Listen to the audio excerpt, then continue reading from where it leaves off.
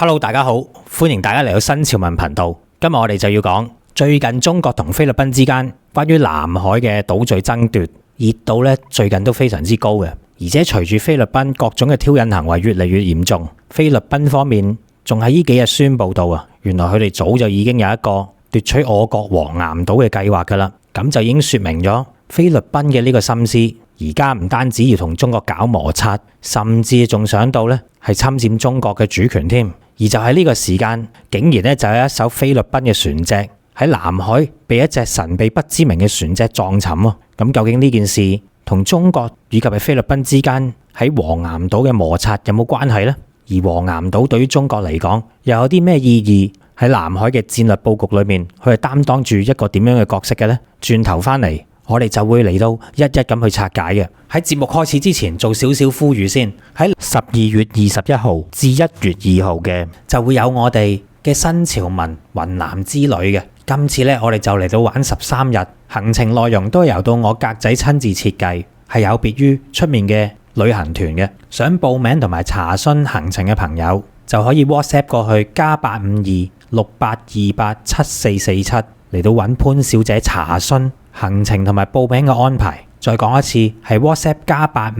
+85268287447揾潘小姐查詢行程嘅詳情以及係報名嘅事宜嘅。而另外，我亦都會喺今集嘅節目尾段嚟到做一個20多分鐘嘅今次旅程嘅詳細介紹嘅。想知道嘅朋友，亦都可以翻到去呢條片裏面最後嘅20多分鐘嚟到了解一下今次由我親自設計嘅呢個團裏面嘅詳情，了解一下今次嘅雲南之旅係一次養生之旅嚟嘅，就特別適合一啲年紀比較大嘅朋友。想知嘅記得睇埋最後嘅20多分鐘影片啦。喺節目開始之前，提提大家，今晚禮拜4晚就有我哋嘅新潮文直播，時間就係晚上嘅10點鐘，到時約定同大家見面啦。仲有嘅就係記得做齊新潮文三寶，以及係分享、讚好、留言、訂閱新潮文頻道、新潮文2.0頻道，同埋我哋嘅 Facebook 專頁。最近菲律賓嘅挑釁呢，真係可以話到係越嚟越嚴重啊！菲律賓眼見喺仁愛礁嘅方向上面攞唔到着數，所以咧最近就轉攻到另外一個地方。呢一個地方呢，就係為屬於我哋喺南海中沙群島當中唯一一個會露出水面嘅大型島礁黃岩島啦。關於菲律賓喺黃岩島裏面做嘅好事以及係挑釁行為，真係可以用到罄竹難書嚟形容嘅。相信大家最近呢都有睇過呢啲新聞。而就喺最近新鮮滾熱辣地，菲律賓嘅海岸警衛隊呢就話到有一艘菲律賓嘅漁船喺穿越南中國海嘅時間呢，就被一艘身份不明嘅外國商船撞上。事件呢亦都造成漁船上面3個漁民嘅離去嘅。而根據到路透社嘅報道，呢件事呢就發生喺禮拜一嘅。事發嘅時候，呢一艘菲律賓漁船呢正在穿過中國黃岩島附近對開100多公里處航行嘅。其後呢一艘漁船被撞沉咗之後呢，就有11個船員獲救嘅。菲律賓嘅海岸警衛隊呢對呢件事就冇作出太多嘅說明，亦都冇提供到嗰艘撞沉佢哋菲律賓船隻所有關嘅詳細信息嘅。所以暫時嚟講呢，我哋仲未知道究竟係邊一個國家乜嘢嘅船隻嚟到撞沉呢一艘菲律賓漁船嘅。嗱，雖然係咁樣，不過依我睇呢，撞沉菲律賓船隻嘅所屬國家應該呢就唔係屬於中國嘅，否則嘅話，以菲律賓一貫嘅作風，又點會唔大肆報導呢？不過你話呢件事究竟關唔關最近菲律賓不斷喺黃岩島作出嘅挑釁行為有關呢？其實都係有關嘅，因為菲律賓最近呢就喺黃岩島附近大量徵召菲律賓嘅漁船嘅。而肇事被撞沉嘅菲律賓漁船，亦都係可能受到菲律賓軍方面嘅號召，正在前往黃岩島期間被撞沉嘅啫。所以話到同最近菲律賓喺黃岩島挑釁嘅行為無關呢，亦都係講唔過去嘅。之所以菲律賓近期大量徵召民間嘅船隻嚟到喺黃岩島作出挑釁嘅行為，正正就係因為菲律賓佢自己亦都透露到原來佢係有一個奪佔黃岩島嘅計劃嘅。呢件事可能出乎好多人嘅意料之外。大家都知道中國同埋菲律賓之間最有爭議嘅島礁呢，就一定係數到仁愛礁嘅，因為當中呢，就係一艘坐沉嘅賴死唔走嘅菲律賓破舊登陸艦喺嗰度噶嘛。但係估唔到嘅就係菲律賓仲有一個奪取黃岩島嘅計劃。嗱，呢番話呢就並唔係一般人講嘅，呢個計劃係菲律賓嘅海岸警衛隊司令佢自己親口講嘅。菲律賓海岸警衛隊司令就喺9月26號接受媒體採訪嘅時候表示到，自從小馬可斯政府上任以嚟呢，新一屆嘅政府已經制定咗點樣再次控制黃岩島、奪取黃岩島嘅戰略計劃㗎啦。呢項奪島同埋巡邏嘅計劃，具體咧就係由到菲律賓嘅武裝部隊以及農業部下屬嘅漁業和水資源局嚟到組織執行嘅。而且菲律賓咧亦都制定咗一個詳細嘅戰略計劃去實施奪取黃岩島嘅。嗱，咁究竟呢一個計劃係點樣嘅呢？喺講呢個計劃之前，我哋一定要先了解咗黃岩島佢嘅位置同埋地形究竟係點樣嘅先。中國黃岩島以前咧就有個名就叫做民主礁嘅，喺西方世界上面咧就稱之為斯卡帕勒淺灘，佢係我哋中國整個中沙群島入面唯一露出水面嘅島礁嚟嘅。黃岩島就位於北緯15度07分，東經117度051分嘅位置。從我哋自家製嘅黃岩島位置圖睇，黃岩島就距離同屬中沙群島主要組成部分嘅中沙環礁大概相約320公里嘅，而黃岩島向北距離我哋香港呢就係877公里。至於喺另外一個方向東面嚟計呢就緊要啦，黃岩島距離菲律賓首都馬尼拉只係短短嘅350公里嘅啫，而同樣地向東距一個更加短嘅距離，佢只係距離到美軍嘅駐菲律賓蘇比克灣基地仲只有262公里咁短，可以話到係相當之近㗎啦。黃岩島嘅主權唔使多講，當然係屬於我哋中華人民共和國，而行政管轄亦都係屬於到中國海南省西南中沙群島辦事處嘅。自從2012年開始，中國咧就已經嚟到實控黃岩島㗎啦。而黃岩島以東相隔住菲律賓嘅咧就係一條幽深嘅海溝，個名咧就叫做馬尼拉海溝，佢嘅最深處咧仲可以達到5400米咁深。馬尼拉海溝可以話到係中國中沙群島同菲律賓一眾群島之間嘅自然地理分界線嚟嘅。嗱，頭先講過黃岩島咧就係中國南海中沙群島裏面嘅唯一露出水面嘅島嶼。其實黃岩島咧係發育於3500公尺深嘅海盤上面嘅，係一個深海裏面巨大嘅海底山峰所露出嚟嘅水面部分嚟嘅。呢群露出水面嘅環形礁盤呢，就好似一個揼揼框咁樣，礁盤周長呢就大概係55公里，都相當之長下。而整個礁盤加起上嚟呢，亦都有150平方公里咁大，外形呢就呈住一個等腰嘅直角三角形嘅。所以黃岩島嘅面積係相當之大嘅，亦都係南海咁多礁盤入面數一數二咁大嘅。嗱，黃岩島所露出到嘅水面環形礁盤呢，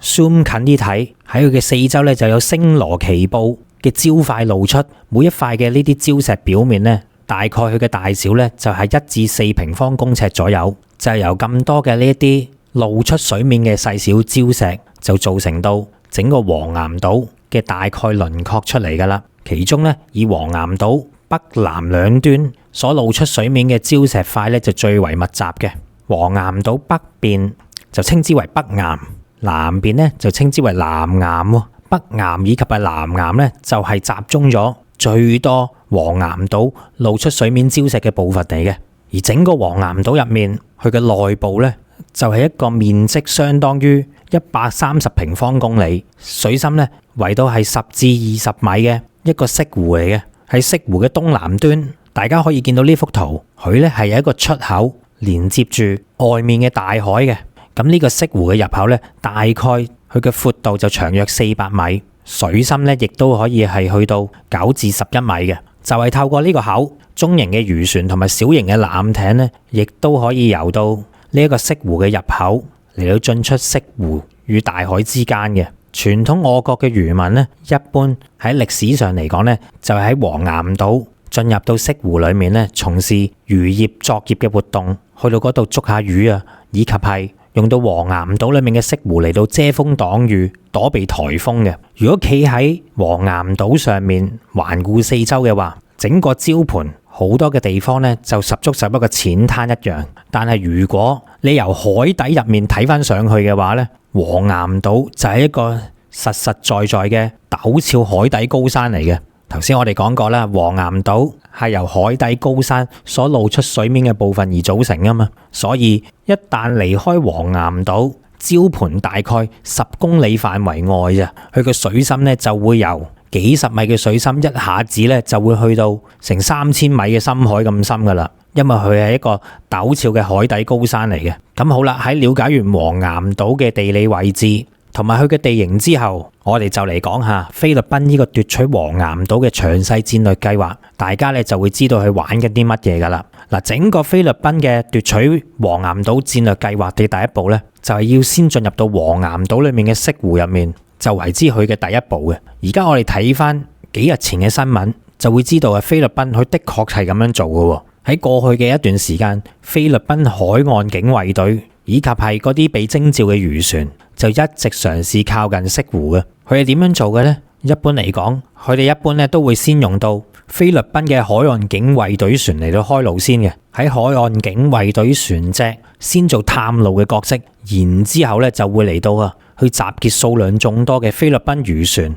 就講幾日前，菲律賓咧就已經喺黃岩島外圍集結咗超過50艘嘅菲律賓漁船噶啦。嗱，呢啲咁嘅漁船呢，首先佢哋就會扮晒平民咁樣啦，嚟到去碰瓷中國海警嘅。由於佢哋數量眾多，一時三刻咧真係可能會走漏幾隻噶。喺集結到大量嘅菲律賓漁船之後呢，佢哋就會作出分散，然之後咧試圖去到企圖闖入呢個中國黃岩島裏面嘅潟湖噶啦。咁當然啦，中國海警通常都唔會放過呢啲菲律賓漁船嘅。喺呢個時間，如果中國海警上前阻止嘅話，呢啲有心嚟到碰瓷嘅漁船呢，就會立即充當受害者嘅角色，充當呢啲弱者嘅角色，目的呢就係要製造到中國仿如係一個國際惡霸嘅形象。喺呢個時間，當然唔少得菲律賓已經預先邀請咗嚟到進行現場擺拍嘅西方記者啦。有呢啲已經一早部署好嘅記者之後呢，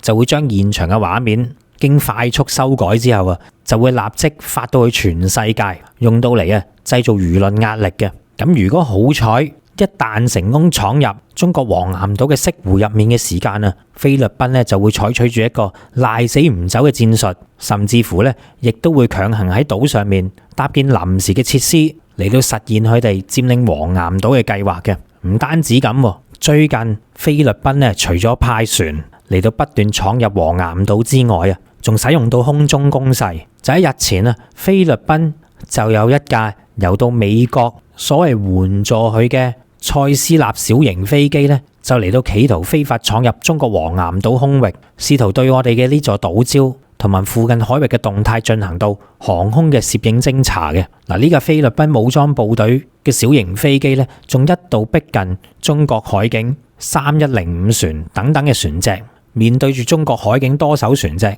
雖然菲律賓飛機最終只係飛過中國海警船嘅上空，雙方冇發生到大嘅衝突，但係鑑於呢一啲飛機都係進行到超低空嘅飛行，雙方嘅距離其實係非常之近嘅。呢一個舉動無疑係挑釁味相當十足。仲有大家須知道菲律賓嘅飛機做出呢啲超低空嘅飛行舉動，如果一旦有啲咩起事上嚟嘅時間隨時都會同我哋嘅海警船作出相撞咁樣佢哋菲律賓嘅飛機損失唔緊要，最緊要嘅就係佢會撞到我哋中國嘅海警船，同埋使到我哋海警船上面嘅人造成受傷同離去嘅後果係不堪設想嘅。所以菲律賓而家都可以話到係一步一步嚟到實現到佢哋呢一套所謂嘅黃岩島奪取計劃。不過有時啲嘢報應真係話咁快到嘅。除咗頭先我哋所講到被菲律賓軍方所徵召到前往黃岩島嘅菲律賓漁船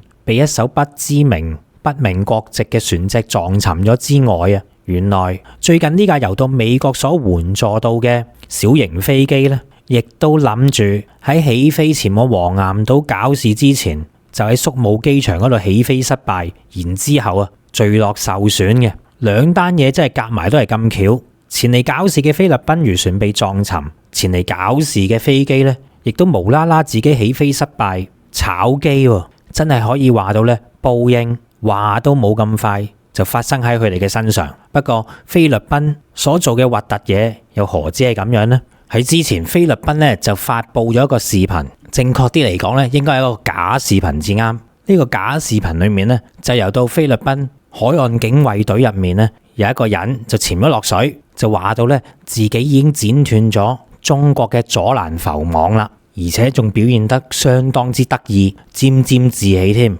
其後呢一段假視頻呢，就迅速被打臉。喺9月27日，中國海警就喺深夜發表官宣，就話到呢，菲律賓所發佈嘅呢個所謂拆除中方阻攔浮網嘅呢段視頻呢，完全係捏造事實，自編自導自演咁話噶。嗱，其實呢個視頻佢真係錯漏百出嘅。經過我自己深入去到睇呢，佢總共起碼都有3個破綻位。喺呢度呢，就同大家講下啦。首先，菲律賓所發佈嘅呢一個視頻就展示咗一名潛水員或者叫所謂嘅潛水員呢，就喺水下剪斷呢個阻攔浮網嘅。但係從呢條片段裡面嘅畫面，我哋可以睇到。呢個根本就唔係一個阻攔浮網，反而只係一條普通嘅繩索啫。睇翻真實嘅中國阻攔浮網嘅影片，以及由到海警方面所發佈嘅照片，我哋可以睇到真正嘅中國阻攔浮網係有一個白色嘅浮波喺上面嘅。但係好明顯，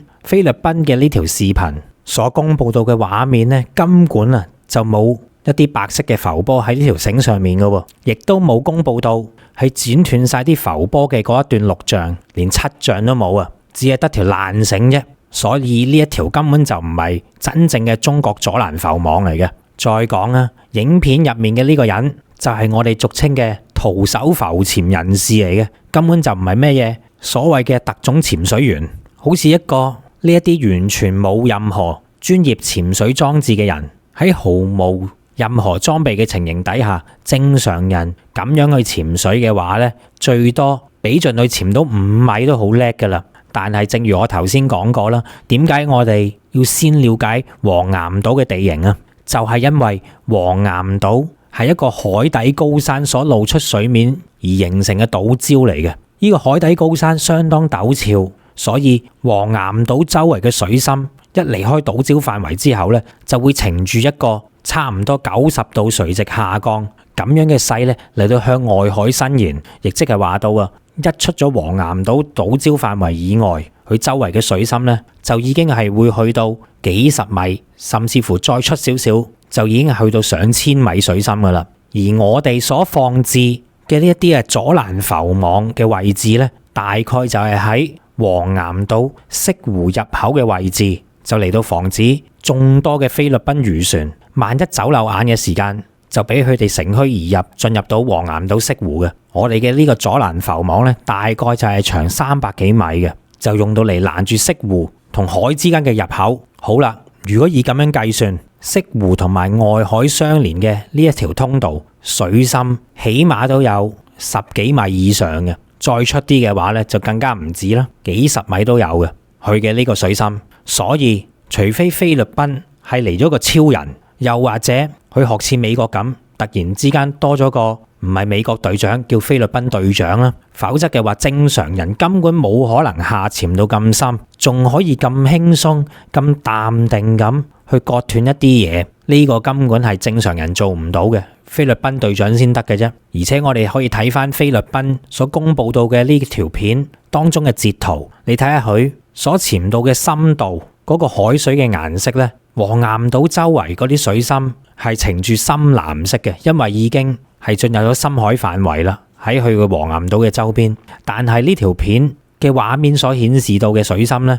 就係好淺色嘅，亦即係話呢條片根本就係造假都唔用腦，求其揾個淺海嘅位置嚟到拍攝嘅啫。條片裡面嗰啲水嘅顏色係淺藍色嘅，黃岩島周邊海域係深藍色嘅，根本連海水顏色都唔係嗰個樣。呢度又一個破綻，而且如果睇晒成條片嘅話，就會知道呢個所謂嘅菲律賓特種部隊裡面嘅蛙人呢，佢最多所潛到嘅水深呢，都係大概2米左右嘅啫，唔使1秒多啲啊，佢就已經係潛到佢想割斷嘅嗰條繩嘅咁嘅位置，而且正如我話齋，佢連裝備都冇嘅，一口氣就潛落去，再割斷埋，仲要喺水底下面調校埋鏡頭，所以咧根本只係一個好淺水嘅位置去到做呢件事嘅啫。呢條片段裡面嘅海域分分鐘用到嚟跳水嘅嗰啲泳池都比佢仲更加要深。而另外嘅破綻就係，正如中國海警話齋啦，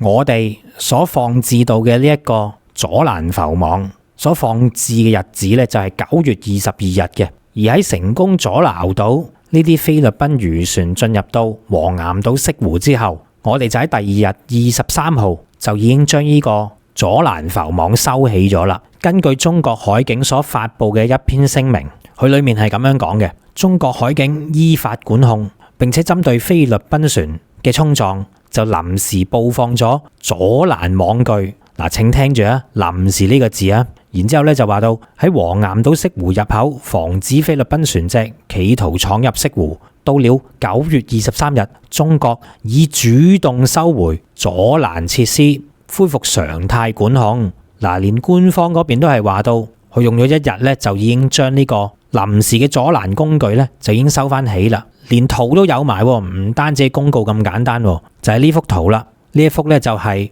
根據官方所公布到嘅，已經主動收回中國阻攔浮網嘅一個畫面，真係切切實實已經收起咗噶啦。咁又試問點樣俾菲律賓割斷呢？而且我哋可以從呢幅真正嘅阻攔浮網嘅圖片呢，我哋就可以睇到啦。成個浮網除咗有一啲浮波連接住一啲繩之外，而且最重要嘅係乜嘢啊？就係講到明呢個係一個浮網嚟噶嘛。當然就梗係有啲漁網去到連接整條浮網啦。據聞呢啲漁網嘅深度呢都有翻咁上下嘅，喺水面睇就好似一條繩連住啲浮波咁樣，但係喺佢嘅水底下面嘅位置呢，就係一個大網嚟嘅，咁樣先至能夠有效去到阻攔一啲想企圖闖入黃岩島潟湖嘅菲律賓船隻。當呢啲菲律賓船隻想強闖嘅時候啊，一旦撞上浮網，浮網就會將佢哋嘅船身纏住，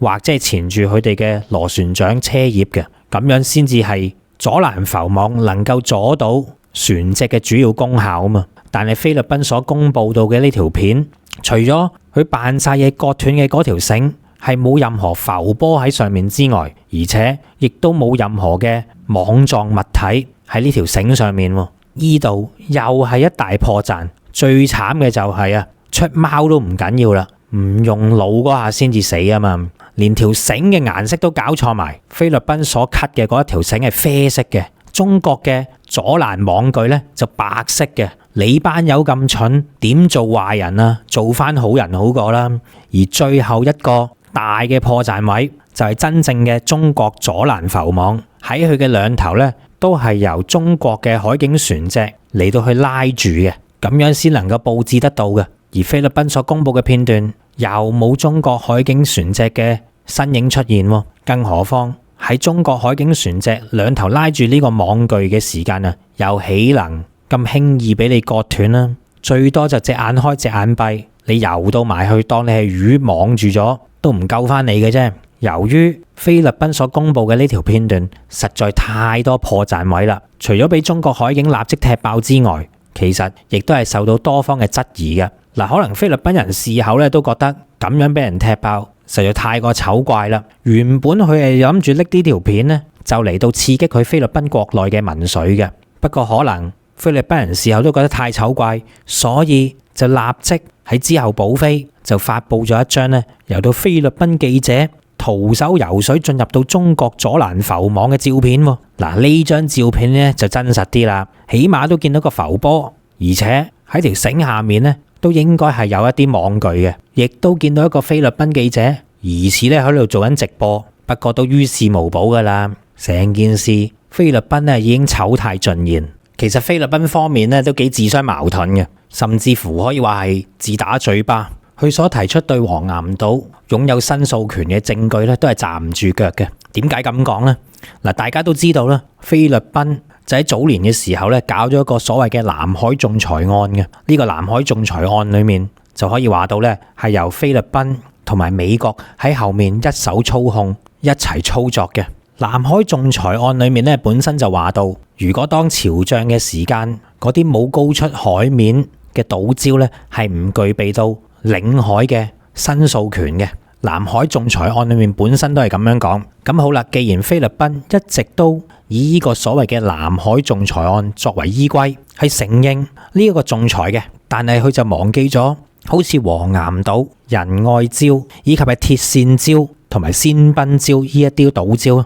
其實都係一啲海水潮漲嘅時間冇高出水面嘅島礁嚟嘅，都係咁樣嘅情況嘅。所以如果依照翻南海仲裁案嚟睇，菲律賓其實係唔具備擁有申訴呢啲領土主權嘅資格嘅。咁你話菲律賓你自說自話，話黃岩島係你噶嘛？但係你又承認南海仲裁案，但係你又唔跟南海仲裁案裏面嘅內容去做嘅，咁咪即係自打嘴巴。呢點係第一點啊。南海仲裁案係你自己承認嘅，嗱，我哋中國咧就冇承認過嘅，所以我哋係唔承認依定義嘅。而第二點嘅就係，其實自從黃岩島喺2012年之後嗰次所發生到嘅黃岩島事件之後，亦即係嗰一單由到菲律賓軍方喺黃岩島潟湖裏面企圖圍堵我哋嘅漁民，趕走我哋嘅漁民，後到嚟咧由到中方所派出嘅軍艦以及係海警船隻前往救助保護我哋嘅漁民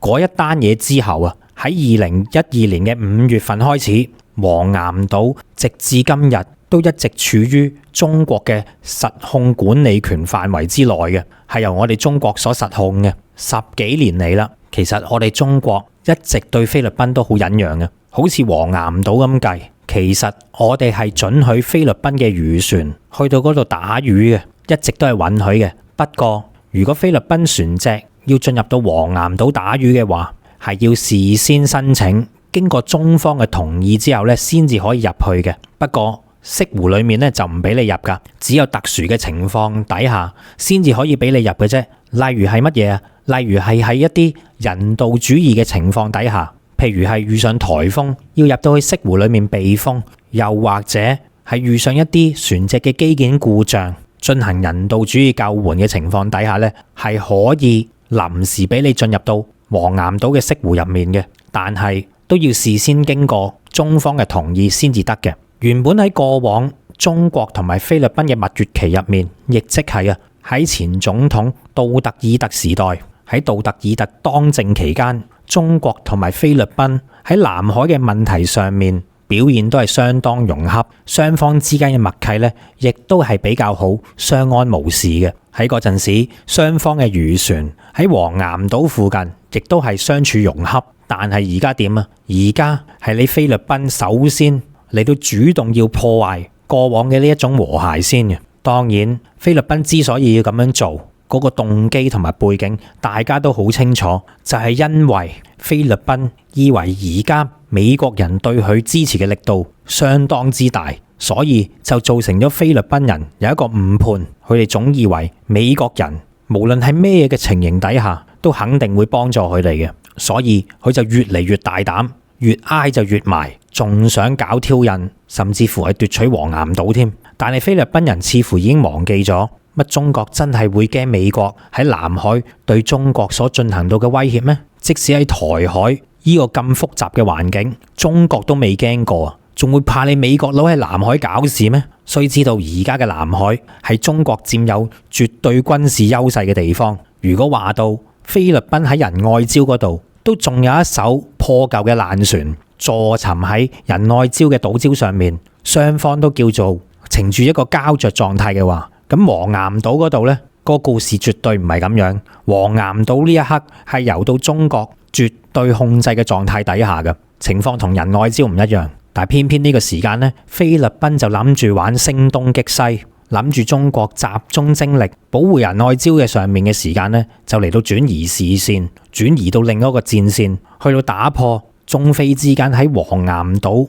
海域上面嘅平衡，嚟到挖取更加多嘅利益。當然，我哋中方係唔會允許咁嘅事情發生啦。一旦菲律賓要強行進入黃岩島嘅潟湖，我覺得到時我哋中方咧肯定係會採取住強硬嘅措施嘅。比如就係話到我哋嘅海警船無論點樣撞都好，都會撞翻佢出嚟，甚至乎仲會不惜一切嚟到拘捕一旦進入到黃岩島潟湖裏面嘅菲律賓海岸警衛隊嘅成員，以及係嗰啲唔知係真係平民定假平民嘅漁民，無論點樣都好，一律都會將佢拘捕起上嚟嘅。咁當然啦，如果個局勢係去到咁樣嘅時間，菲律賓不顧一切去到執行佢呢一個佔領黃岩島裏面嘅戰術嘅話，咁樣再伸延落去，就唔單止係用海警船去撞或者係拘捕相關人員咁簡單啦，甚至乎雙方咧仲會去到提升到另一個層面，呢個就係可能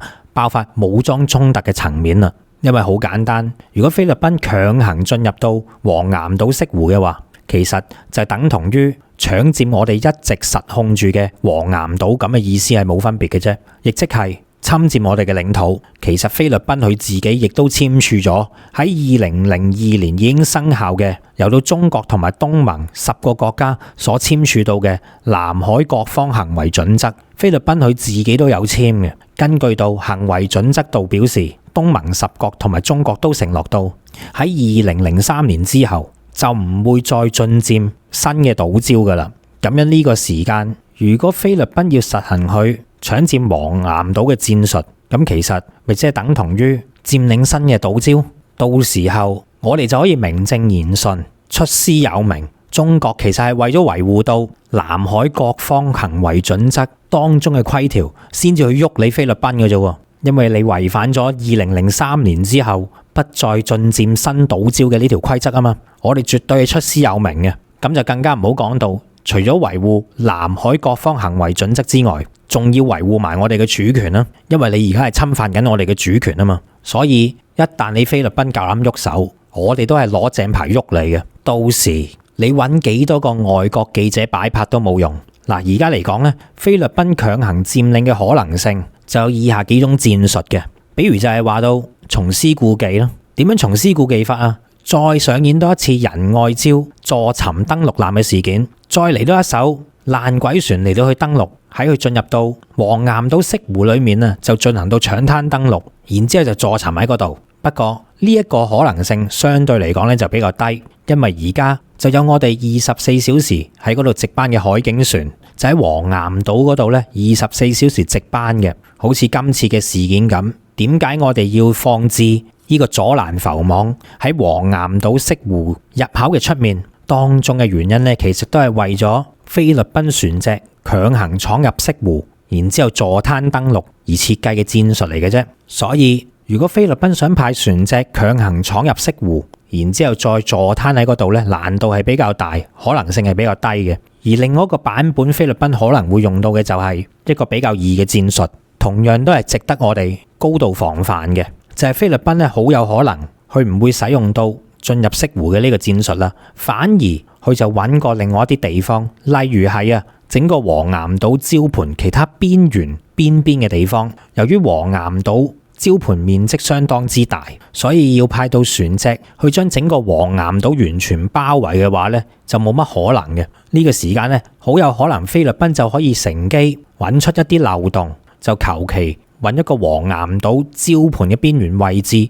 就突然之間用到漁船或者其他唔同軍方嘅船隻嘅艦隻去到搶灘登陸，或者進行呢個坐灘登陸嘅。如果玩到咁樣嘅時間呢，其實同樣都係會造成到第二個破船坐灘事件嘅，仲要係喺中國有人駐守依個島礁嘅時間發生添。若然係咁樣嘅時間情況就會非常之嚴重啦。因為以今時今日嘅中國嚟計，中國係絕對唔會再容忍噶啦，好有可能就會嚟到立即拆除你菲律賓呢一艘搶佔島嶼嘅船嘅。畢竟仁愛礁成功俾菲律賓入到位，俾佢成功用一架馬德雷山號坐沉，原因都係因為喺嗰個年代1999年嘅時候，大家都知噶啦，當陣時時代背景比較複雜，亦都係正正喺菲律賓使用到呢個坐沉戰術嘅嗰一日，就係我哋中國駐南聯盟嘅大使館俾美軍炸毀嘅嗰一日嚟嘅。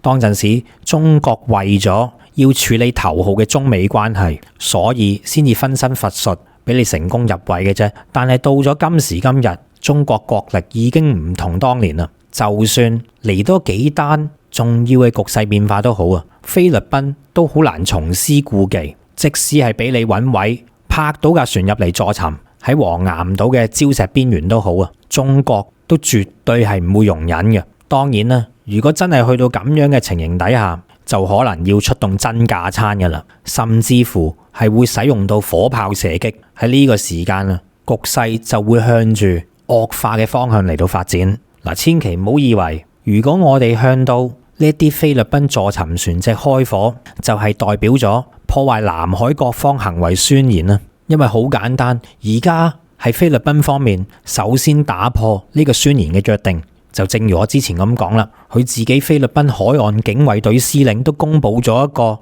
搶佔黃岩島計劃，有晒片影晒出嚟嘅，而且仲喺行為上面做埋出嚟。咁樣亦即係代表咗菲律賓首先打破南海各方行為宣言嘅約定啦。到咗嗰陣時，中國就唔需要拘泥於南海各方行為宣言嘅束縛啦，因為責任咧應該係由菲方嚟到負責嘅。不單止係咁，其實同一時間，如果菲律賓真係夠膽咁樣做，其實變相嚟講咧，菲律賓亦都係促使到我哋中國全面收翻我哋喺南海裏面被佔據島嶼嘅好機會嚟嘅。咁到時我哋可以收翻啲咩島呢？比如就話到喺70年代嘅時間，由台省軍隊拱手相讓菲律賓嘅中業島啊。中業島係一個咩島啊？中業島佢係一個名副其實由到自然形成嘅島嶼嚟嘅。喺中業島都冇經過吹沙填海嘅情形底下，佢嘅自然形成面積雖然只係得0.33平方公里，但係中業島咧都已經係整個南沙裏面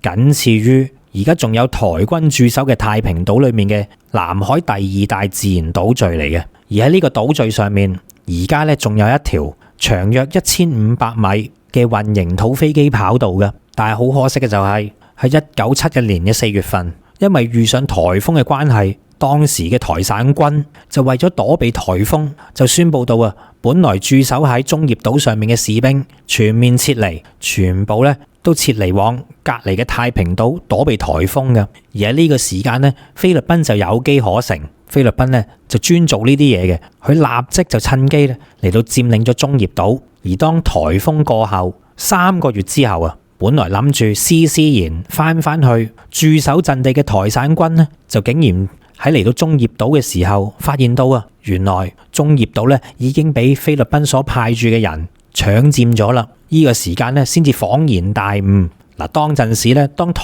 省軍發現到呢單嘢嘅時間咧，都算叫做有少少骨氣嘅，起碼好過而家啲台省軍啦。起碼佢都知道呢啲係外敵嚟嘅。當陣時駐守南海嘅台省軍隊咧，就嚟到自行決定將呢啲非法侵佔島嶼嘅菲軍就對住呢啲菲律賓軍隊開炮嘅。其後大概用咗差唔多1個鐘，當陣時嘅呢啲台省軍隊咧就將島上面霸住中業島嘅菲軍就嚟到全殲噶啦。點不知到咗呢個時間，突然之間咧呢一紮台省軍隊佢哋嘅艦隊咧就收到所謂嘅上級指示喎。當陣時咧台省當局就以唔好挑釁鄰國為借口，就話到咧唔好製造台省鄰國嘅緊張氣氛就應該將槍口咧一致對外，要集中火力嚟到對付翻對岸咁話嘅。所以就喺呢個時間，呢紮台省軍隊咧就收到要立即撤回中業島嘅決定，所有嘅台省軍人咧都要翻去太平島嗰度，唔准再打菲律賓軍隊啦。就係因為一個當陣時台省當局嘅賣國決定，所以中業島咧就再次拱讓咗俾菲律賓嘅手中，直至到今時今日啦。嗱，其實中業島嘅位置咧係十分之重要嘅。中業島嘅位置有幾咁緊要呢？我哋去翻一幅圖先。嗱，圖中就顯示到中業島嘅位置，佢距離菲律賓嘅巴拉望島，亦即係喺年頭時分，美國副總統賀錦麗嚟到親自出訪巴拉望島嘅海軍基地，就係呢個島。中業島距離巴拉望島咧就有500公里遠，而距離菲律賓首都馬尼拉咧就有800公里。而中業島向西北方向，距離越南金蘭灣咧，亦都同距離菲律賓巴拉望島差不多，就有550公里咁遠嘅。而距離我哋中國西沙嘅永興島基地咧，亦都只有670公里遠啫。所以中業島嘅位置係比較居中嘅。而現在距離中業島最近嘅中國島礁究竟係咩島礁呢？答案就係經過我哋吹沙填海嘅駐碧礁啦。嗱，而家駐碧礁咧，其實可以名副其實叫做駐碧島，因為喺駐碧島上面咧就已經有咗我哋中國嘅空軍同埋海軍基地喺上面噶啦。駐碧島基地啊，就距離中業島咧大概只有27公里嘅啫，真係可以話到係相當之近。求其用一啲比較遠程嘅火炮，我哋就可以喺駐碧島上面打擊到呢個飛佔嘅中業島噶啦。嗱，菲律賓呢，亦都喺中業島上面啊部署咗佢哋整個南沙嘅所謂指揮部，就係喺呢個中業島上面噶啦。而且菲律賓所派駐到喺中業島部署駐守嘅士兵呢，大概就有50多個左右。其實如果菲律賓繼續強行嚟到執行搶佔黃岩島嘅計劃嘅話呢，咁我哋下一步就可以實施計劃奪取翻中業島嘅計劃啦。頭先我哋講過啦，中業島上面先至得個50幾個士兵，講得唔好聽啲啊，就算喺駐碧島上面齋用一啲火炮，就已經可以將佔領喺中業島上面嘅菲律賓武裝部隊以及係軍方人員進行到團滅㗎啦。再唔係嘅，我哋只需要派一艘好似係075式嘅呢啲兩棲攻擊艦，其實亦都可以完成到登島殲滅菲方駐守當地軍方人員嘅呢個作戰任務。一艘075嘅兩棲攻擊艦呢，同樣都可以係有足夠嘅兵力完成任務。所以話到呢，喺軍事上嘅角度嚟講，中國要拿下呢個中業島呢，係絕對冇問題嘅。嗱，呢個時間有人就會話：咦，咁樣嚟到去攞翻中業島，算唔算係違反咗喺02年生效嘅南海各方行為準則啊？因為準則裡面講到喺2003年之後，各方都唔能夠佔領新嘅無人島嶼嘅。冇錯啊，準則上面係講到唔可以進佔新嘅無人島嶼，但係中業島佢唔算係無人島嶼，佢有50幾個菲律賓士兵喺上面嘅。嗱，法律字眼上面一字一句皆不能改動，所以中業島咧係唔存在住呢個問題嘅。因此我哋攞翻中業島或者其他嘅島嶼都唔算係違反咗呢個南海各方行為宣言嘅。更何況正如我哋之前話齋啦，係菲律賓挑釁在先嘅，菲律賓要搶佔我哋黃岩島，中方咁樣做咧都係後發制人啫，係菲律賓先喐手先嘅。所以如果菲律賓真係夠膽實施佢呢個所謂嘅黃岩島奪取計劃嘅話，菲律賓方面啊肯定會係偷雞唔到蝕渣米。況且我哋攞翻中業島嘅呢個行為，仲可以俾到其他南海國家作為示範睇到，攞到一個以儆效尤嘅作用添。中國呢一刻採取嘅都係強烈忍讓克制嘅措施，但如果真係發生咗武裝衝突，要出動到真架撐、真火炮嚟到開火啦。如果菲律賓真係玩大咗啦，其實對於我哋中國嚟講就係一個歷史機遇。中國可以趁住呢一個機會嚟到合理地出師有名地收翻嗰一啲俾菲律賓佔據嘅島礁。如果菲律賓再夠膽咁樣玩落去嘅話，肯定係得不償失嘅。當然我覺得如果事情越鬧越大嘅話，反而咧就唔係一件壞事，反而咧係一件好事，仲係天大嘅好事添。因為我哋等住呢一日咧都等咗好耐啦，都不知幾想菲律賓越玩越大，唔使再忍佢，一鋪過同佢清袋啊！到時我哋就可以名正言順派人直接駐守黃岩島又得，攞翻中業島又得，或者強行拆除現在坐灘喺仁愛礁嘅嗰艘篤眼篤鼻馬德雷山號又得。到咗嗰陣時候啊，我哋仲可以實現翻啊我哋南海大三角嘅戰術。因為而家黃岩島咧可以話到係整個南海大三角所剩翻落嚟嘅最後板塊。咁乜嘢叫做南海大三角？同一時間仲有個南海小三角噶。咁我哋依家咧就去翻一幅圖先，大家咧喺聽完我解釋之後咧就會十分之清楚究竟係咩嘅一回事啦。嗱，以下呢幅圖咧，我哋就可以從圖中裏面見到整個南海嘅範圍入面，我哋所部署到有空軍以及係海軍基地嘅一幅部署圖嚟嘅。其中有基地嘅位置咧，我哋就以紅色嘅圓點嚟到標誌住。嗱，從圖中我哋可以見到喺南海比較靠上嘅一方咧，就由永興島即係永興嘅基地啦、黃岩島啦，以及係駐碧礁嘅駐碧基地，將佢哋三個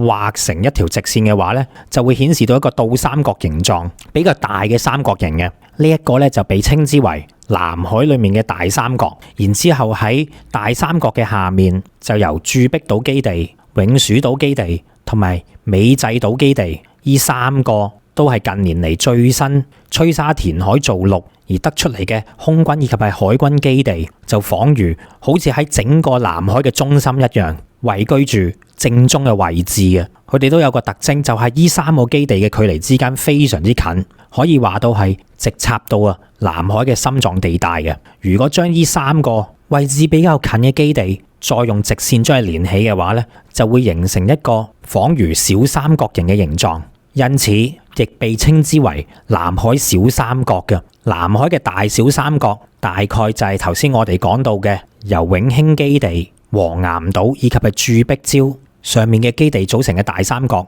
以及係由永暑島基地、美濟礁基地以及係駐碧礁基地所形成到嘅小三角，就係咁樣嘅意思啦。但係我哋可以睇到個現象，從依幅圖睇，藍色嘅位置呢，就係我哋仲未有任何軍事基地，但係相對嚟講係比較重要嘅位置。就例如以南海大三角咁計，永興基地有啦，駐碧基地有啦，但係黃岩島就冇基地嘅喎。咁樣又點能夠有效喺黃岩島冇空軍或者海軍嘅基地底下形成真正嘅南海大三角戰術呢？而再將整個圖片放大咁睇，其實嚴格上嚟講，如果要令到整個南海都穩守嘅話，咁樣我哋所需要到嘅駐軍基地，其實應該係要部署喺不論係紅點或者係藍點裡面嘅。但係偏偏咧藍點嘅位置就仲未有任何嘅基地或者前沿基地去到把守喎。呢啲仲未有前沿基地去到把守嘅地方，除咗黃岩島以外呢，仲有位於南海西南面嘅萬安灘，以及係最南端嘅曾母暗沙。其中萬安灘呢，就係經常越南人闖入嘅地方，嗰度仲係越南用到嚟偷偷主力開發南海汽油資源嘅重要地方添。所以萬安灘嘅形勢呢，同樣都係比較緊張嘅。而曾母暗沙嘅情況就稍為好啲，因為佢所處於嘅位置就並非係越南或者菲律賓等等呢啲玩嘢嘅國家，但係佢由於差唔多位處於我哋南海九段線裏面最南嘅位置，所以喺呢一度呢，理應係有一個前沿嘅基地喺度嘅。當呢啲地方都部署晒基地嘅時間，就能夠喺南海嘅幾隻對角嗰度形成拱手姿勢。而且喺南海嘅正中央，我哋已經有三個已經吹沙填海造陸嘅海空軍基地，就嚟到喺邊一方有事嘅時間就可以及時作出支援，做到定海神針之用嘅。咁有關萬安灘同埋曾母暗沙呢兩笪地方點樣嚟到去部署我哋嘅兵力，咁就留翻日後先講啦。我哋而家就嚟到最先集中黃岩島嘅事情上面。如果黃岩島喺菲律賓強佔嘅情形底下，而使到我哋出師有名，可以喺擊退佢哋之餘，再能夠順勢咁去對黃岩島進行吹沙填海工程，正式建築黃岩島嘅話，咁會為我哋帶嚟咩好處呢？除咗完成到南海大三角嘅戰略以外最重要嘅一點就係黃岩島距離菲律賓呂宋島非常之近。頭先我哋講過啦，黃岩島距離菲律賓首都馬尼拉都只係350公里嘅啫。而最緊要嘅就係佢距離美軍駐菲律賓基地，亦即係呢個蘇比克灣基地，仲只有262公里嘅呢個距離。而家我哋都知道菲律賓已經容許美國重新駐軍㗎啦。喺咁樣嘅情形底下，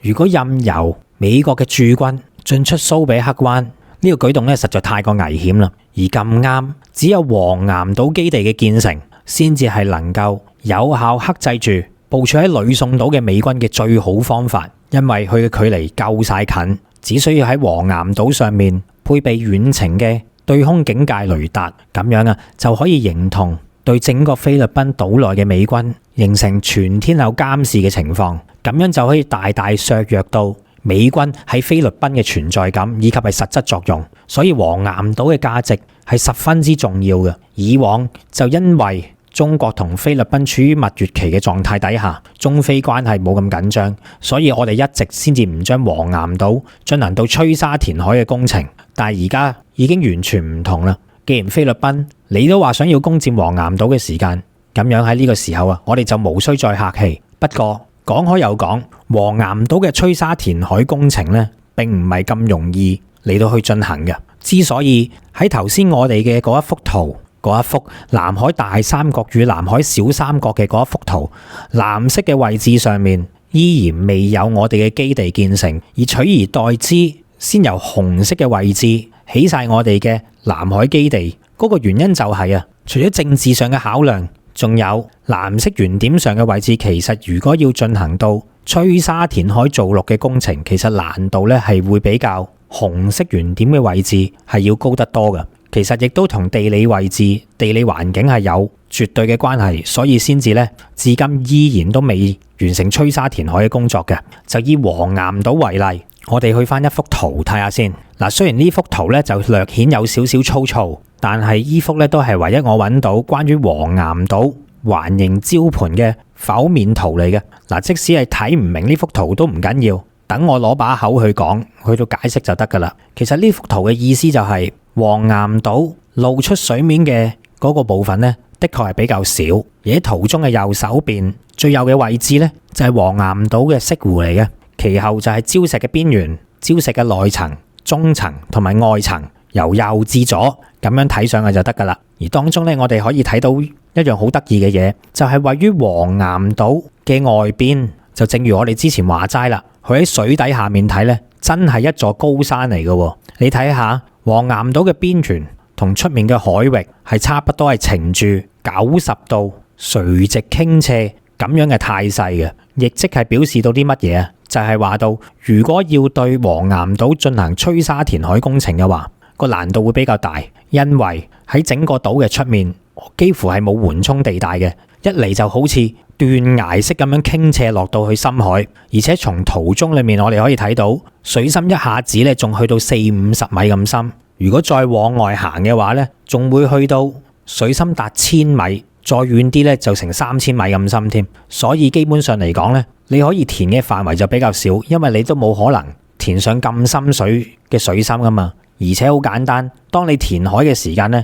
由於佢水實在太深啦，一下子咁傾斜嘅時間咧，啲泥沙係好難食得住你想填嘅嗰個部分嘅。一擺啲泥沙落去嘅時間咧，就瀡走咗。相信呢個現象大家都應該諗到嘅。而且當中咧仲有一個難點，就係由於黃岩島嘅附近都係咁水深嘅位置，所以係好難出動到好似我哋之前見過嘅吹沙填海工程嚟到去咁樣做嘅。因為即使出動到天坤號呢啲大型嘅絞式挖泥吹沙填海船都好啊，由於黃岩島嘅附近水域實在太水深啦，所以佢嘅挖泥同埋抽沙機咧都唔可以深入到咁深嘅海底嚟去進行挖沙，然之後再進行到吹沙上陸嘅工作。嗰啲沙嘅來源咧唔可以喺附近海域度攞啊！呢個亦都係其中一個對黃岩島吹沙填海造陸嘅一個大難點嚟嘅。嗱，雖然黃岩島進行填海嘅工程會比較困難，但係亦都唔代表黃岩島就冇辦法填嘅。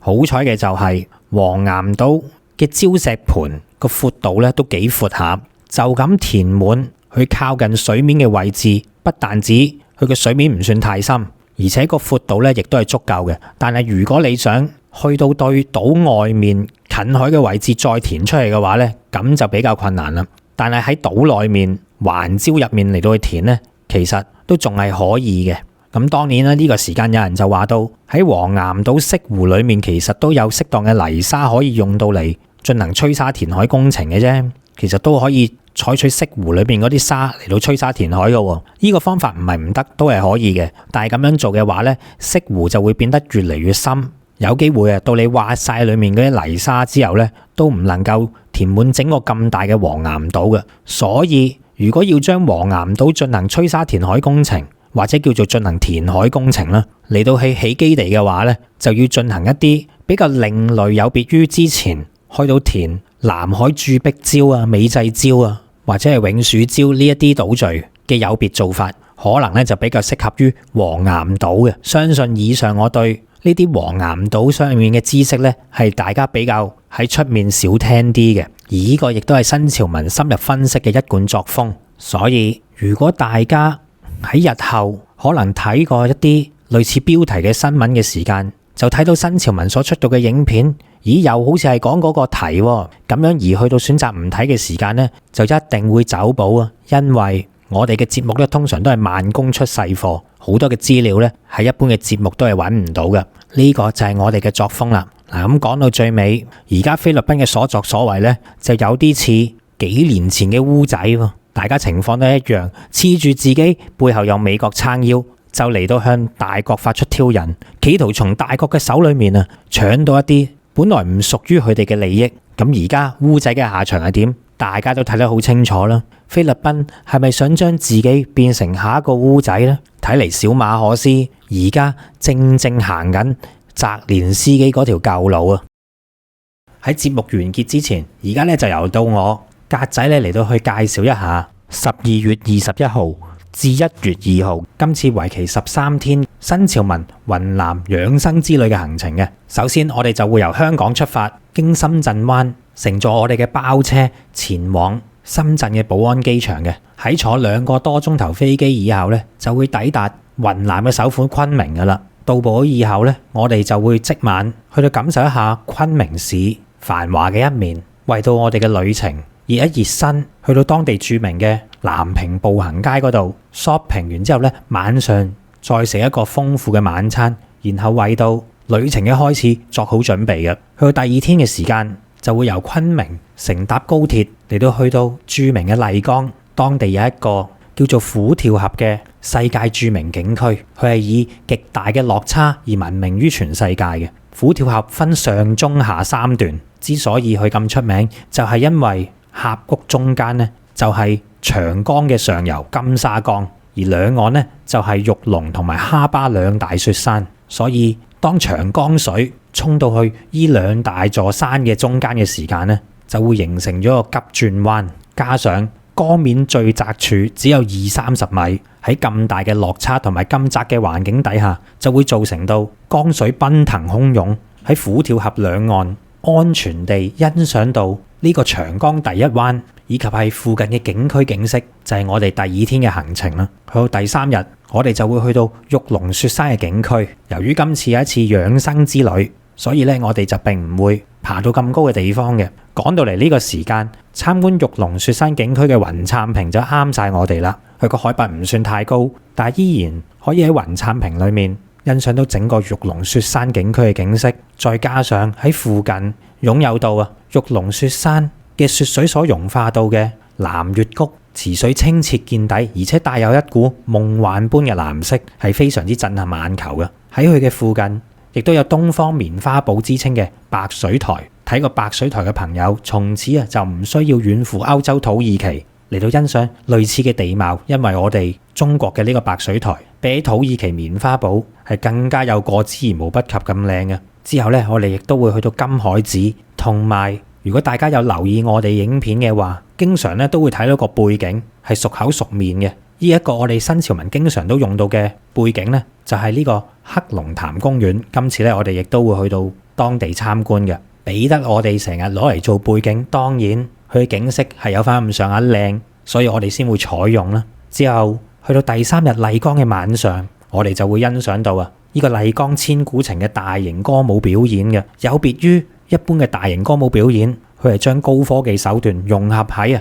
現代以及係傳統一新嘅歌舞劇入面，透過咁樣嘅形式嚟到表達到麗江1000年嘅歷史同埋傳說，就啱晒啦。好多嘅觀眾反映到都係非常之精彩嘅。去到第4天，我哋繼續會留喺麗江，因為景點多到玩都玩唔晒嘅關係第4天嘅早上呢，我哋就會嚟到悠閒嘅麗江古城嘅南部，嚟到參觀歷代麗江木氏土司嘅府邸嘅。呢座府邸亦稱為木府，由於佢係古城裏面嘅地標，所以咧仲吸引咗好多電視同埋影視作品喺呢度取景，例如有電視劇《木府風雲》以及係錢王嘅劇組咧嚟到前嚟拍攝嘅。之後咧我哋就會轉移到古城嘅另一方，去到四方街嗰度去到俾大家感受一下麗江古城嘅鬧市。呢度曾經係茶馬古道上面嘅交易中心，喺明清時期已經係雲南商貿嘅樞紐嚟㗎啦。嗱，講到嚟呢度咧，都係第4日嘅熱身行程嚟嘅啫，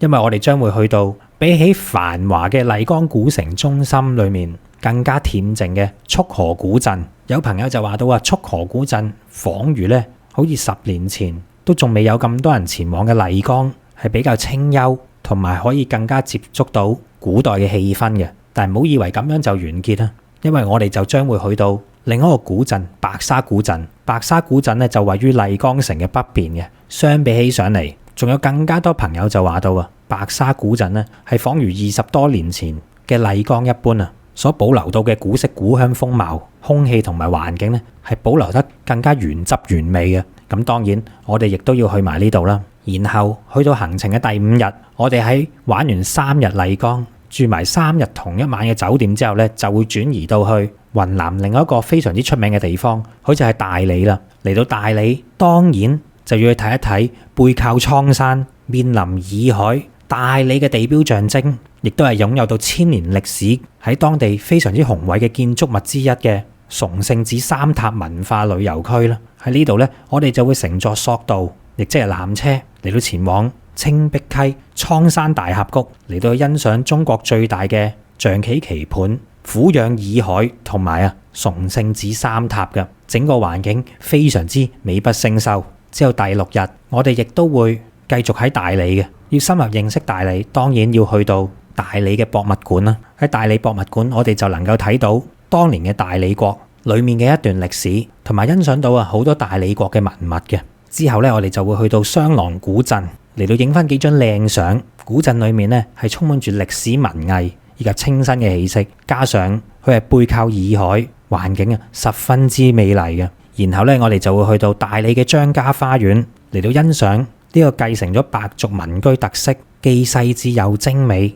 嘅呢個建築物，仲可以欣賞到當地嘅民族節目，去到一邊品茶一邊睇表演嘅。然之後咧，我哋就會去到大理古城，去到睇一睇呢一個位於蒼山腳下、風景秀麗、昔日古代南詔國以及係大理國嘅都城。喺古城裡面分佈咗14處市級或者以上嘅重點文物保護單位，亦都承繼住大理嘅文化、宗教以及係民族文化嘅。我哋當然唔可以唔去呢一度啦。跟住咧，我哋就嚟到行程嘅第7日，就會由住咗2日嘅大理出發到去我國3大地熱區之一嘅騰衝，嚟到去嘆世界嘅。唔講唔知道，其實我哋中國嘅地熱溫泉嘅資源亦都係相當之豐富嘅。騰衝身為我哋中國3大地熱區之一，所擁有到位於該區嘅溫泉就有80多個，佢嘅廢泉係遍佈整個騰衝各地，有一泓熱海之稱嘅。其景觀同埋水溫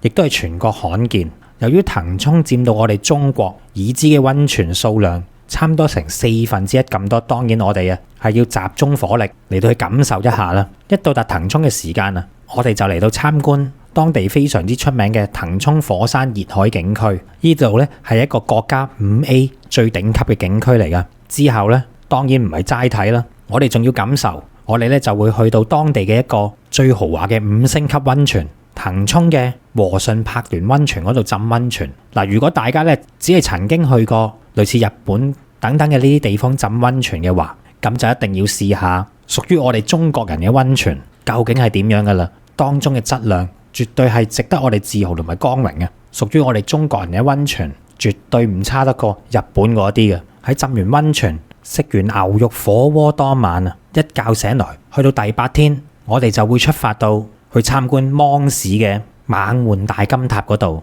嗱，由於呢笪地方咧已經係差唔多去到中國與緬甸之間嘅邊界啦，所以當地嘅建築物咧亦都好有東南亞嘅色彩嘅。以猛獾大金塔咁去計，佢係屬於我哋中國其中一個少數民族傣族所設計嘅皇宮建築風格嚟嘅。猛獾大金塔佢嘅外表金光閃閃、雄偉高大，係當地芒市嘅標誌性建築，亦都係當地傣族人民嘅聖地嚟嘅。而與之對比嘅有金，當然有銀啦。喺佢嘅隔離，亦都有猛獾銀塔，當中呢座銀塔係以純白為到基調嘅。有好多人就形容到猛獾銀塔直頭睇起上嚟好似假嘅一樣，影相咧係特別出眾嘅。兩座塔，一座金，一座銀，喺色彩上面咧形成鮮明嘅對比。喺嚟到接近東南亞嘅地方，當然啊，亦都要去到當地嘅孟巴拿西珍奇園嗰度啊，嚟到見識一下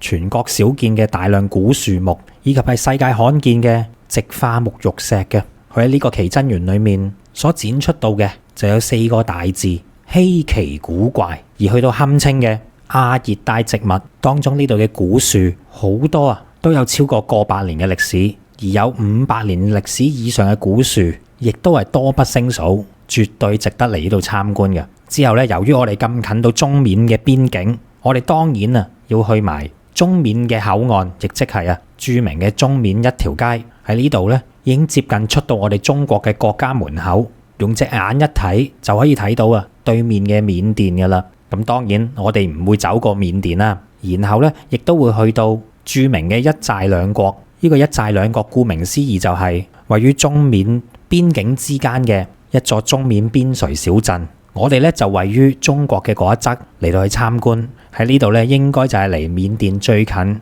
嘅中國地方啦，嚟到感受一下當地傣族同埋景頗族嘅風土人情，亦都係非常之值得一去。尤其係啊嗰度所拍出嚟嘅相片咧，非常之漂亮。之後咧我哋就會翻去騰衝嗰一度，因為咧我哋喺騰衝咧係會連住3日嘅，所住到嘅當然都係騰衝著名嘅溫泉酒店啦。不過嘆還嘆，我哋去到第9日，喺前一晚浸完溫泉，朝早食完早餐之後咧，就會嚟到田西抗戰紀念館嚟開始我哋第9日嘅行程嘅。由於雲南嘅西部係當年我哋中國抗日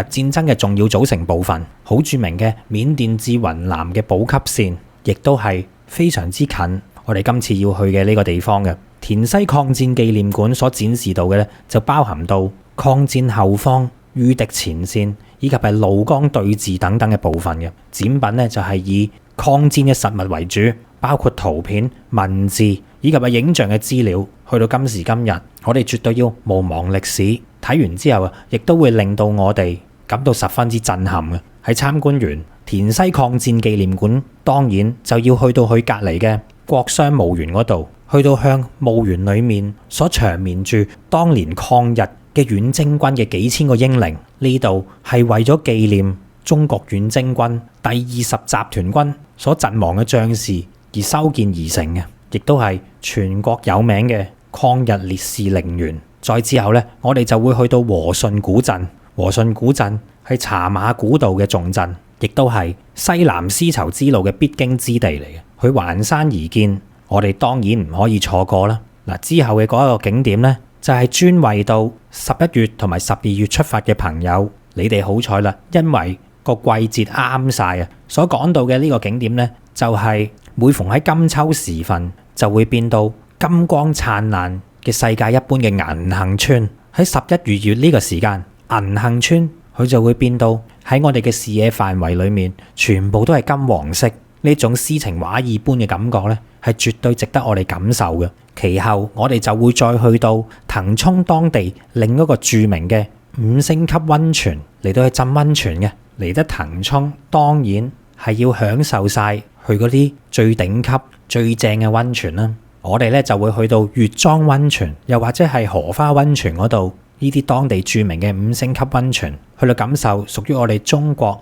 大地帶俾到我哋嘅禮物嘅。然之後咧就去到第10天嘅旅程啦。喺連住3日騰衝嘅溫泉酒店之後啊，我哋既可以喺出面浸一啲5星級溫泉，又可以翻去酒店住嘅時間咧，浸到酒店入面嘅溫泉。咁嘆之後啊，都好唔捨得離開啦。但係第10日咧，我哋就會由騰衝呢一個溫泉之鄉咧，就會去到寶山市嗰邊嚟到再搭列車前往呢個昆明嘅，翻去昆明啦。從前嚟講，我哋絕對唔可以選擇呢條路線噶，因為要由騰衝去寶山再翻去昆明咧，最近咧都只有唯有去大理嗰度搭列車翻去昆明嘅啫。但現在已經唔同晒啦，由於中國同緬甸嘅大通道建設獲得重大嘅進展，因此寶山至到昆明段嘅高鐵咧，就喺前1年正式就嚟到建造完成嘅。呢一段亦都係中緬鐵路裡面嘅其中一段。大理至寶山段嘅。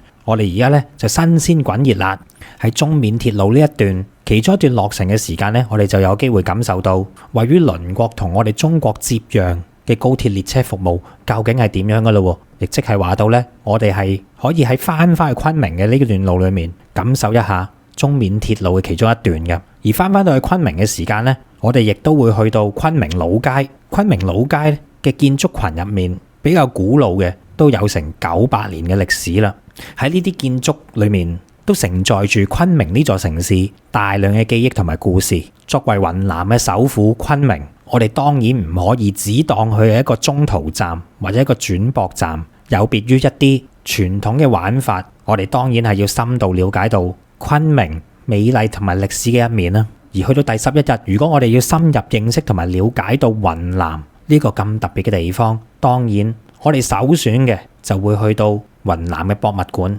雲南博物館作為一個省級博物館，佢裡面嘅藏館展品既有規模級數，又有當地雲南嘅特色，係其他博物館所睇唔到嘅。如果要了解晒整個雲南嘅歷史同埋珍藏，嚟到雲南博物館就啱晒啦。再之後呢，我哋就會去到中國近代史上其中一所著名嘅軍事院校陸軍講武堂嗰度參觀嘅。陸軍講武堂原本就係清朝為咗編練新式陸軍、加強邊防而設嘅一所軍事學校嚟嘅。後到尾就同位於天津嘅講武堂、奉天嘅講武堂並稱為中國3大嘅講武堂。之後呢，我哋就會去到昆明市內著名嘅翠湖公園。嗱，由於我哋出發嘅日期係11月以及係12月呢個時間嘅，所以呢，我哋就好彩啦。除咗頭先講到睇到銀杏村裏面金光閃閃之外，另一個當造嘅時間就係因為喺昆明市內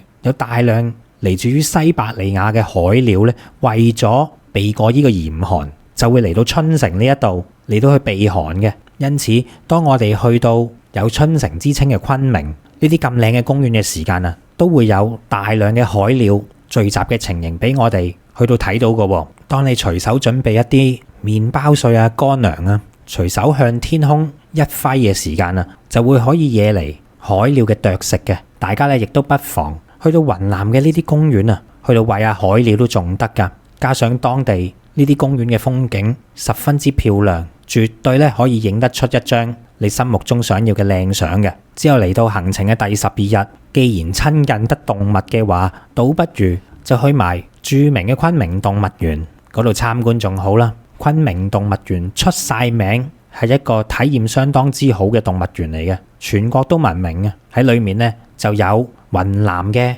野生亞洲象，當然亦都唔少得作為鎮館之寶嘅大熊貓啦。喺園內面各式其式嘅動物都可以去到近距離進行互動，甚至乎係觸摸嘅。然後我哋亦都會去到另一個昆明市內著名嘅公園海壩公園嘅。再之後咧就會感受一下昆明當地嘅一個5星級溫泉益豪城堡溫泉，嚟到放鬆一下，感受下啲豪氣嘅。嗱，因為去到之後嘅第13日，我哋咧就準備翻香港啦。不過喺臨翻去之前，第13日嘅行程亦都安排到大家去到參觀全亞洲最大嘅花卉交易市場斗南國際花卉市場。呢一個令你瞬間置身於一片花海，有紅色、黃色、白色、藍色、紫色各種顏色，包含到玫瑰、向日葵、康乃馨、菊花等等多種唔同嘅花於一身嘅花卉市場，係全亞洲最大嘅花卉交易市場。我驚大家去完之後唔捨得走添啊！不過都冇辦法啦。第13日就係我哋最後一日嘅行程，我哋咧就會由昆明搭飛機前往深圳，然後再乘坐我哋嘅包車經深圳灣翻香港嘅。咁樣咧就嚟到結束到我哋13天嘅行程啦。喺呢度需要注明嘅就係呢個團咧係特別適合年紀比較大嘅朋友去到玩嘅，而且我哋喺行程裡面所坐嘅到嘅旅遊巴都係我哋俗稱嘅飛機椅旅遊巴。喺我調教到整個行程嘅時間咧，亦都係就住年紀有翻咁上下嘅朋友去到度身訂造嘅，所以大家會見到留喺同一笪地方嘅日子會比較耐啲、嘆啲、腳步放得慢啲、輕鬆啲嘅。有興趣嘅朋友就快啲聯絡 WhatsApp +85268287447揾潘小姐報名同埋查詢行程。再講一次，係 WhatsApp +85268287447